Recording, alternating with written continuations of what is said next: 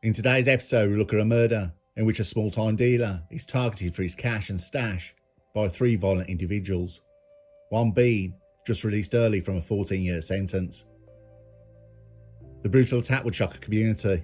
We look at the case, the police investigation, and the sentences.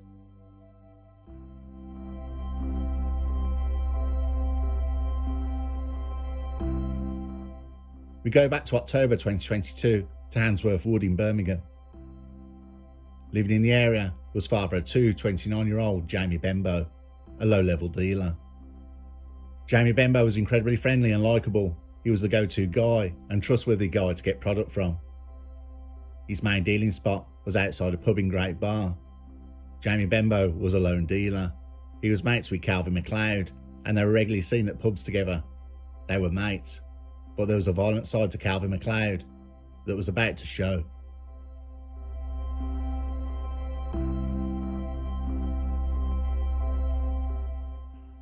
Calvin McLoud had been released in 2022. He'd just finished a stretch inside for attacking a mechanic with a hammer. The mechanic had refused to fix a woman's car. The woman in question was McLeod's mother. Enraged, he went to the garage and said to the mechanic, "What do you say about my mum?"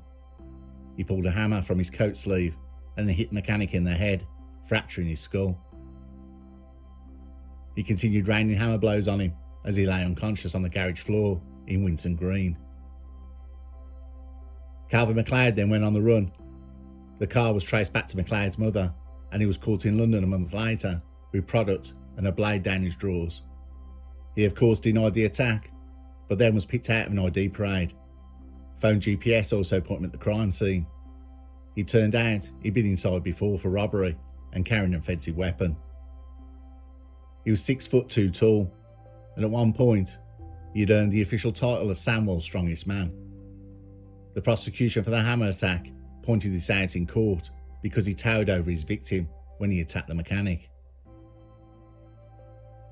Calvin McLoud was found guilty, and it took the jury 1 hour. He was found guilty of wounding with the intent to cause grievous bodily harm and possessing an offensive weapon.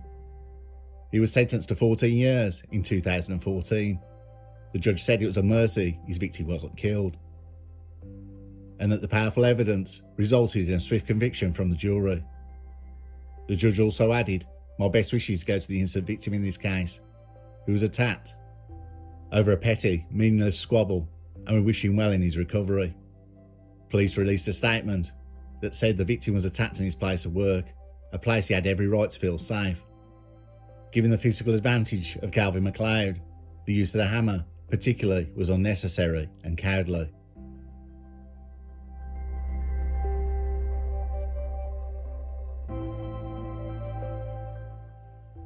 Jamie Bambo spent the night in Great Bar. Business was so-so, but what was unknown to him is that McLoud had been watching him. McLoud knew where Jamie kept his stash and his money. It was all at his home. Since McLoud's release, whether he's seen Jamie as getting in his way or have Jamie working for him in some way is not known.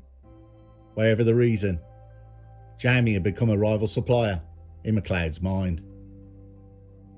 Calvin McLoud had recruited Jerome Christie, who had convictions for gang-related activity and dealing, and he in turn recruited Ravel Hutchinson, who had previous conviction for knife offences and threatening someone with a knife. He would be the backup. The plan by McLoud was to rob his friend Jamie Bambo of his stash and cash. Calvin McLoud would not be involved in the raid. He would leave it to the two people he had hired. On October 11, 2022, Jamie Bambo was at home, and at around 11 p.m, Jerome Christie and Ravel Hutchinson turned up and parked round the corner. They then put their hoods up and walked round to Jamie Bambo's home. Armed with knives and ready to do him serious harm if need be, Bambo refused to hand over what he had. He was attacked with a knife, receiving 18 stab wounds, including one fatal blow to the chest. That was delivered by Jerome Christie. Ravel Hutchinson and Jerome Christie ransacked the house looking for the stash. Christie and Hutchinson made their escape after locating it. Jamie Bambo collapsed and died as he tried to seek help from his neighbours. Jamie Bambo had suffered considerably for some time due to the defensive injuries on him. Jerome Christie and Ravel Hutchinson disposed of the murder weapon and then went to Hutchinson's home. They washed their clothes and counted out the few £100s they had stolen. It was not known how much or if any product there was taken.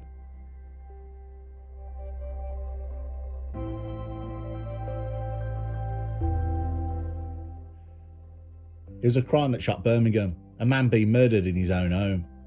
The motive for the knife attack was unclear, though first signs, the ransacked house, it was a robbery. Jamie Bambo's name was revealed and released on Facebook and YouTube before police could make an announcement. Police wanted to keep it under wraps until they was ready, but with the horror of what had happened, people wanted to know who it was and why. What was clear is two men went to Jamie Bambo's address at around 11 p.m. It was a robbery, and it was not done peacefully. It was an outright attack, and a knife was used. Press reports of what was stolen was greatly exaggerated, saying a substantial amount of product and cash was stolen. Police were keeping tight-lipped because they had already had one person in their sights. CCTV and ANPR cameras had caught a reconnaissance trip before the attack to Jamie Bambo's home before the killing. Calvin McLoud had then returned to the pub where Jamie Bambo was. McLoud contacted Jerome Christie and let him know when Jamie Bambo was on his way home from the pub. With other evidence, police had McLoud as a prime suspect. They was able to connect him and successful arrests were made. McLoud denied any involvement, but despite his efforts to hide out of sight, CCTV showed his car meeting up with Jerome Christie, who had driven down from Derbyshire. All three men were arrested. When Jerome Christie was caught, he was found to be carrying a blade. McLoud was still on licence for a previous crime, the hammer attack on the mechanic in 2014. All three men were charged and remanded into custody.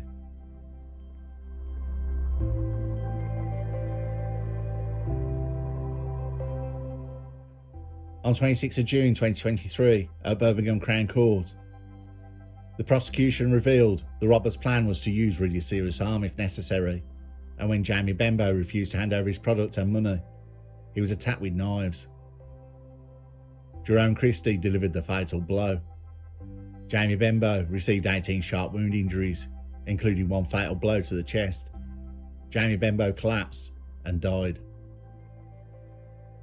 Calvin McLoud claimed he had known Jamie Bambo for around 10 years and had been to his home hundreds of times. But the victim's family disputed the case and said he'd only become associated with him earlier in 2022, following McLeod's release from prison.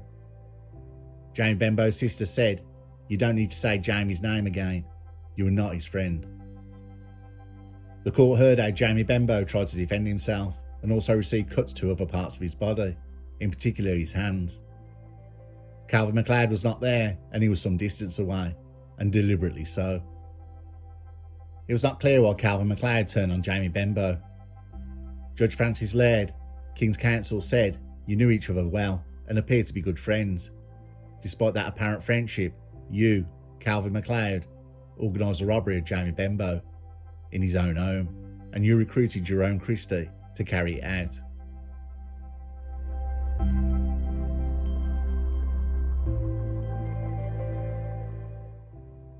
At a later sentencing date on Friday the 13th October 2023, all the defendants received life sentences. Calvin McLoud, the organiser, found guilty, must serve a minimum of 26 years in prison. Jerome Christie, guilty of murder, who delivered the fatal blow, must serve a minimum of 28 years in prison. Ravel Hutchinson, who was found guilty, must serve a minimum of 25 years in prison. As the sentences were read out, there were claps and cheers. Jamie Bambo's sister described him as a loving, caring man who would do anything for anybody. His death shows us as a family he was too trusting a person.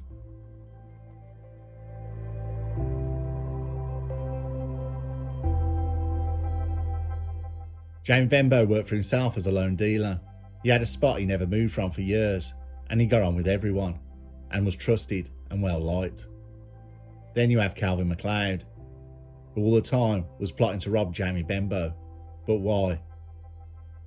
Jamie was low level. Why risk it for a few £100 of product and cash? What was the plan? Was it to bust Jamie financially so Jamie would work for McLoud? Or did McLoud want his dealing spot? What is known that once McLoud decided to rob Jamie Bambo with 2 thugs armed with knives, and they were even more willing to use them, Jamie Bambo stood no chance. Behind the headlines, there's much more to a person than their occupation. Jamie was not a violent thug. He was easygoing, a friendly bloke, and this has become apparent reading the court docs and the amount of people who have asked me to cover this case. It's one I'm familiar with, being a brummie myself. The main message I got is how wrong he was portrayed as a mid-level dealer, that a substantial amount of product and cash was taken. It's bull.